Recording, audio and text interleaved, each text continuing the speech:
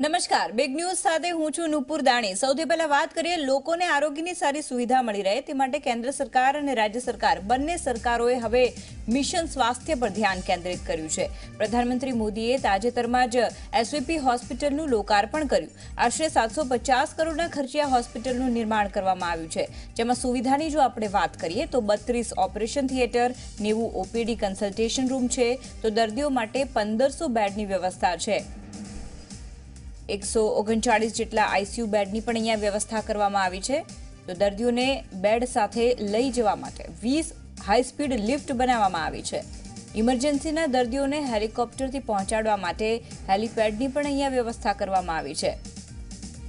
તો અદ્યતન સુવિધાઓવાળી આ હોસ્પિટલ છે કે જેમાં અનેક પ્રકારની સુવિધાઓ દર્દીઓ માટે ખાસ રાખવામાં આવી છે।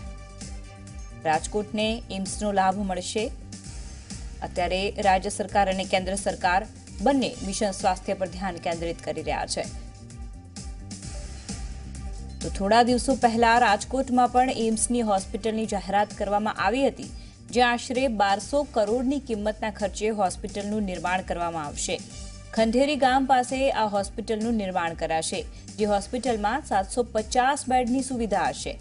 100 MBBS અહીંયા ડોક્ટર્સ હશે અને ન્યુરોસર્જરી, એન્જિયોપ્લાસ્ટીની સારવાર તથા ની replacement, paediatric surgery, heart surgery અને બાયપાસ સર્જરી જેવી અનેક ગંભીર બીમારીઓની સારવાર દર્દીઓને મળશે। તો રાજકોટને પણ એમ્સનો લાભ, અમદાવાદમાં પણ બે નવી હોસ્પિટલનું ઉદ્ઘાટન।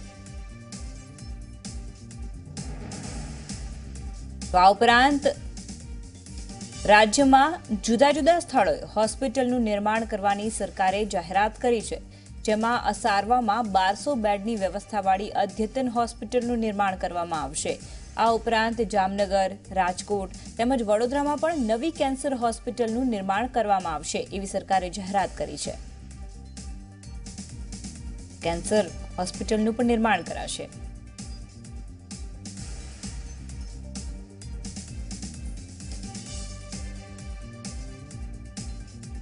આરોગ્ય ક્ષેત્રે ગુજરાત હરણફાળ ભરી રહ્યું છે।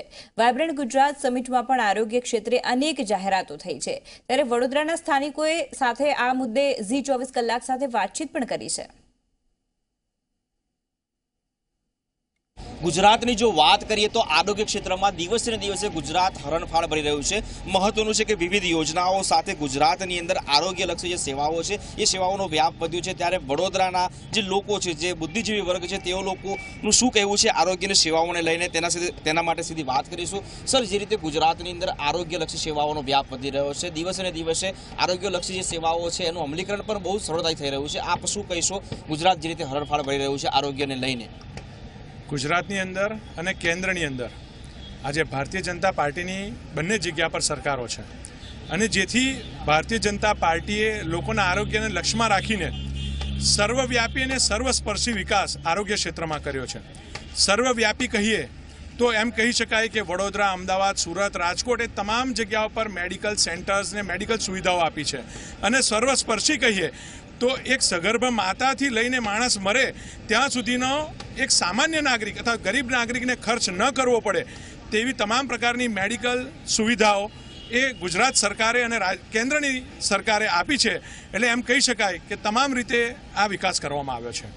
ચોક્કસથી હું આપનો પણ મત જાણવાનો પ્રયાસ કરીશ કે આરોગ્યમાં ખૂબ આગળ વધ્યું છે ગુજરાત, આપ શું પ્રતિક્રિયા આપશો? છેવાડાના માણસ સુધી આ યોજનાઓ પહોંચી છે, એના માટે ભારતીય જનતા પાર્ટી, કેન્દ્ર સરકાર અને ગુજરાત સરકારે ખૂબ બધા કેમ્પ કરી અને છેવાડાના માણસ સુધી આ બધી યોજનાઓ લઈ ગયા છે। ચોક્કસથી આપણી સાથે કેટલીક મહિલાઓ છે। બેન, હું સીધી વાત કરું કે સામાન્ય રીતે વર્ષો પહેલાં મહિલા મૃત્યુ દરમાં પણ ખાસો વધારો જોવા મળતો હતો। ગુજરાતની વાત કરીએ તો આદિવાસી બેલ્ટની અંદર પણ આ જે આંક હતો એ ખૂબ મોટા પ્રમાણમાં હતો। અત્યારે એ જે આંક છે નીચો ગયો છે। આપ મહિલા છો, શું કહીશું જે આરોગ્યની સુવિધાઓ છે રાજ્યમાં તેને લઈને? ભારતીય જનતા પાર્ટીની સરકાર, માનનીય વડાપ્રધાન નરેન્દ્રભાઈ મોદીની અને સંવેદનશીલ મુખ્યમંત્રી વિજયભાઈ રૂપાણીની સરકારમાં મહિલાઓલક્ષી ઘણી યોજનાઓ છે। તો એમાં એક યોજનાની હું વાત કરીશ કે અત્યારે કસ્તુરી KPSY યોજના જે ચાલી રહી છે એના અંતર્ગત સગર્ભા મહિલા હોય છે એને 6000 રૂપિયાની સહાય આપવામાં આવે છે. એમાં SC/ST અને BPL ધારક જે મહિલાઓ હોય છે એને 6,000ની સહાય મળે છે. જ્યારે એમનું નામ દાખલ કરાવે છે દવાખાનામાં ત્યારે 2,000ની સહાય મળે છે. ડિલિવરી થાય ત્યારે 2,000ની સહાય મળે છે અને બાળકને જ્યારે રસીકરણ કરાવવાનું થાય છે ત્યારે એમને 2,000ની સહાય મળે છે.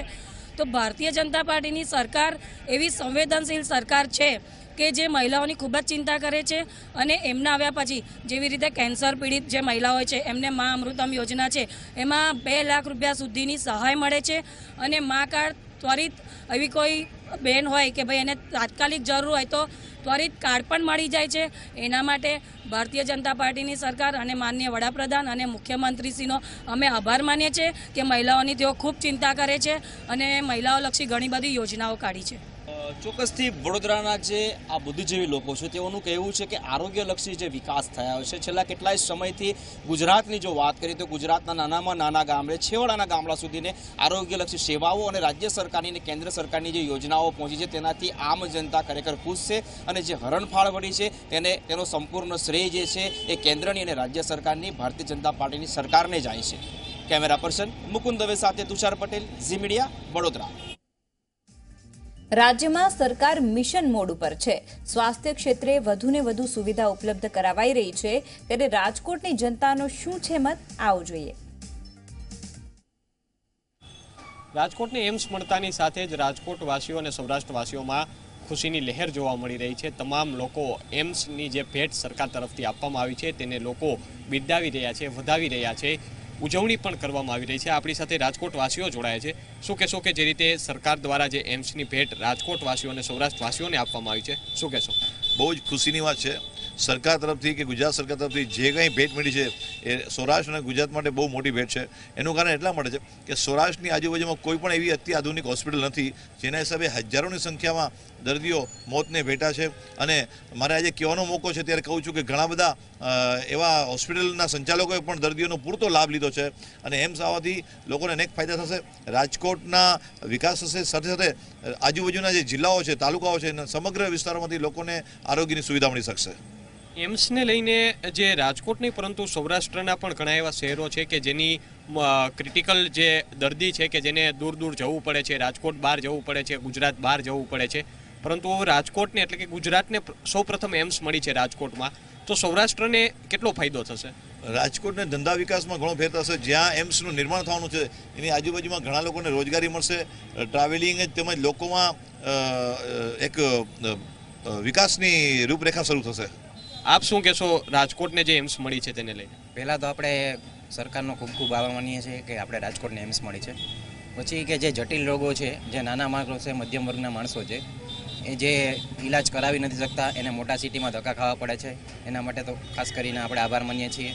ને જે બધા રોગો, જટિલ રોગો છે, કેન્સરથી લઈને નાના મોટા બધા રોગોનું શું આપણે એમ્સમાં ઈલાજ કરી શકશું, તે બધા આપણે ખૂબ સરકારનો ખૂબ ખૂબ આભાર માનીએ છીએ. આપ શું કહેશો? રાજકોટને એમ્સ હોસ્પિટલ મળી છે તે વાતની ખુશી થાય છે લોકોને, કારણ કે નાનામાં નાના બીમારીથી લઈને મોટામાં મોટી બીમારી સુધી આજુબાજુના ગામડાઓ, તાલુકાને લઈને રાજકોટની બહાર કોઈ પણ દર્દીને જવું નહીં પડે. રાજકોટમાં જ પૂરતી સર્વિસ મળી જશે અને જલ્દી સારવાર થઈ જશે. તેના માટે લોકો પણ સ્થગિત થશે અને ખૂબ જ સરળ થશે લોકોને મુસાફરી કરવી પણ. ચોક્કસથી દરેક લોકો એમ્સના વધાવી રહ્યા છે. એમ્સના જે સરકારની આજે સરકાર દ્વારા જે ભેટ આપવામાં આવી છે, આપ શું કહેશો? રાજકોટને જે એમ્સ હોસ્પિટલની સુવિધા મળી છે એ ઘણું આનંદની વાત છે. એના માટે પ્રજા બહુ આભારી છે અને દર્દીને હવે ક્યાંય પણ ધક્કા ખાવાની જરૂર નહીં રહે. તો આ રાજકોટવાસીઓ તેવું કહેવું છે કે સરકાર તરફથી જે એમ્સની ભેટ જે રાજકોટ અને સૌરાષ્ટ્રને આપવામાં આવી છે તેને લઈને તેઓમાં આનંદ જોવા મળી રહ્યો છે અને આ વાતને લઈને તેઓ સરકારની જે આ ભેટ છે કે જે સરકાર દ્વારા આપવામાં આવી છે તેને બિરદાવી રહ્યા છે. કેમેરા પર્સન કિશોર વાડોલે સાથે સત્યમ મનસોરા, ઝી મીડિયા, રાજકોટ.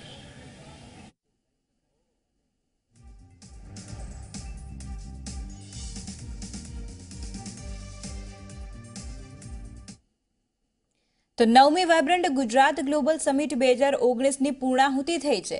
આ 9મી સમિટમાં અનેક MOU કરવામાં આવ્યા હતા.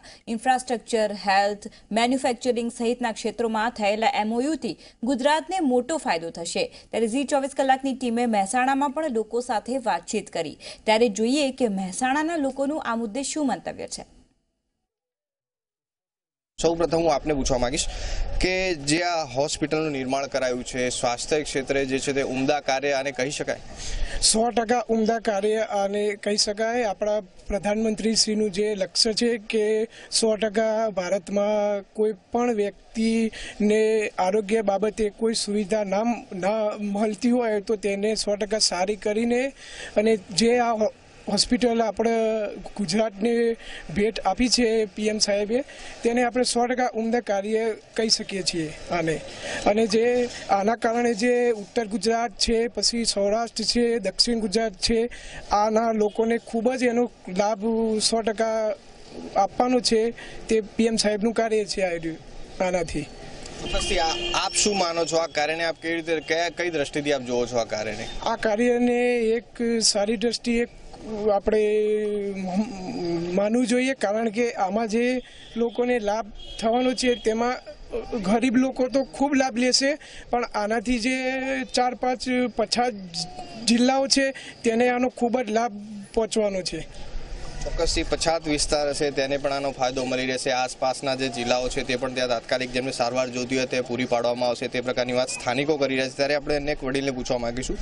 વડીલ, આપને પૂછવા માંગીશ કે રાજકોટની એમ્સ અને SVPને શું એક ગણી શકાય?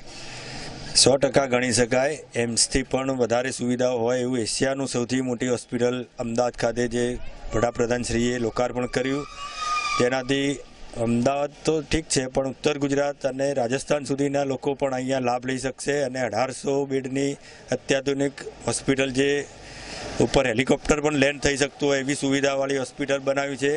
સાથે સાથે એમ્સ બનાવી છે રાજકોટની, જે જાહેરાત કરવામાં આવી છે એનાથી પૂરો સૌરાષ્ટ્ર અને અમદાવાદ ઉત્તર ગુજરાતના લોકોને એ પણ સારવાર મળી રહેશે, જેમાં ફોરેનને લગતા ડૉક્ટરો પણ ત્યાં હાજરી આપી શકશે અને ગરીબમાં ગરીબ માણસ પણ ત્યાં સારામાં સારી સારવાર લઈ શકશે. ચોક્કસથી જે આ સુવિધા અદ્યતન સુવિધા સાથે આ હોસ્પિટલ બનાવવામાં આવી છે, લોકોને કયા પ્રકારનો ફાયદો આમાં મળી રહેશે? આમાં ગરીબ માણસો માટે ખૂબ જ સારી છે, કેમ કે પૈસાવાળા વ્યક્તિઓ તો ગમે ત્યાં જઈને પણ એમની સારવાર કરાવવાના છે, પણ નાનામાં નાની વ્યક્તિ, છેવાડાના માનવી સુધીની વ્યક્તિ પણ ત્યાં જઈ શકે અને મા કાર્ડ, આયુષ્યમાન કાર્ડ, આ કાર્ડ દ્વારા પણ ત્યાં આગળ લાભ લઈ શકશે.